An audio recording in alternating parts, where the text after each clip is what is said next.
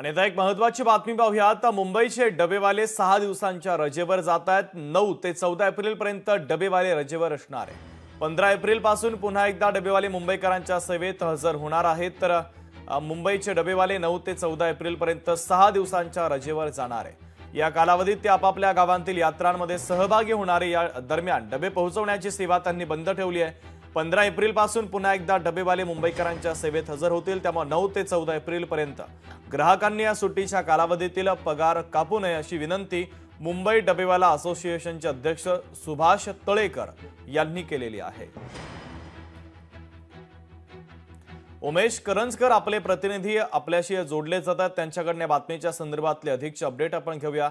उमेश, मुंबईचे डबेवाले 6 दिवसांच्या रजेवर जात आहेत। 9 ते 14 एप्रिल पर्यंत डबेवाल्यांची रजा आहे।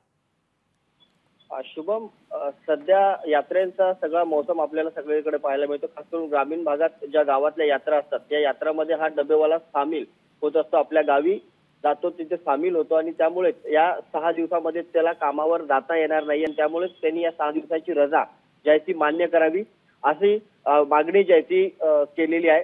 खास करून जर आपण पाहिलं तर या 6 दिवसामध्ये त्यांचा पगार कापला जाऊ नये अशी खास करून त्यांची विनंती आहे आणि त्यामुळे ही विनंती मान्य केली जाते का हे देखील पाहावं लागणार। मात्र या 6 दिवसात जे कानाकोपऱ्यापर्यंत डबे पोहोचवण्याचं काम मुंबईचा डबेवाला करतो ते करता येणार नाही। त्याच्यामुळे अनेक मुंबईकरांची गैरसोय होणार आहे। मात्र यात्रेमध्ये सहभागी होण्यासाठी आपल्याला ही सुट्टी देण्यात यावी अशी विनंती या डबेवाल्यांकडून करण्यात येते। अगदी उमेश, महत्त्वाचे अपडेट या बातमीच्या संदर्भातले पोहोचवलेले आहेत। तुर्तास धन्यवाद।